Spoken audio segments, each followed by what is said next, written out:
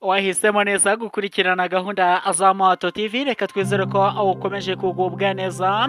Wowe wavuze uti reka numva ibyo Moto TV iba yaduteguriye, twinjiye muri kakanya k'inkuru zidasanzwe. Uti se uyu munsi twabateguriye iyihe nkuru idasanzwe? Iyi nkuru ntabwo isanzwe, koko ntabwo isanzwe, kubera ko ibi bintu biratangaje mu mateka. Mu matwi yanjye nibwo nakumva ibintu bimeze bityo. Utese nibihe?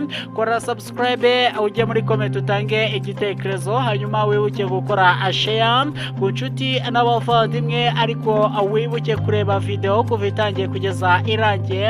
Hanyuma iyi nkuru ntabwo isanzwe. Umukino wa gicuti mpuzamahanga wahuzaga City FC Abuja yo muri Nigeria na GQ FC yo muri Zanzibar wahagaritswe by'agateganyo inzuki zinjiye mu kibuga cya Kwala Stadium muri Tanzania.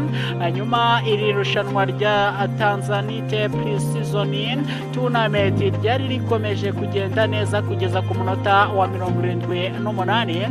Ubwo inzuki zaturutse mu giti kiri hafi y'ikibuga zasagariye abakinnyi bose, bahabwa amabwiriza yo kuryama hasi kugira ngo barindwe gukomeretswa cyangwa kugira ibindi bibazo.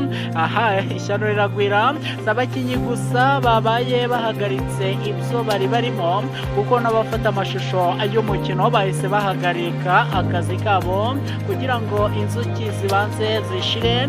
Nyuma y'uko umutekano wongeye kuboneka rero, umusifuzi yahise aho uburenganzira umukino urasubukurwa, maze urangira City FC Abuja itsinze GQ FC ibitego 2-1. Ngayo nguko rero, reka nizere ko rwose amusobanukiwe neza, munogewe. Niba usobanukiye unogewe, ngaho tanga subscribe rwose. Reba aho ngaho handitse subscribe, yaba ari ikosa niba utari wakanda kuri subscribe. Hanyuma wibuke kujya muri comment nk'uko nabivuze ntangira, utange igitekerezo cyawe. Mwari kumwe nanjye Itangishaka Eric Manetsi, ngaho nimugire ibihe byiza, Imana ibarinde.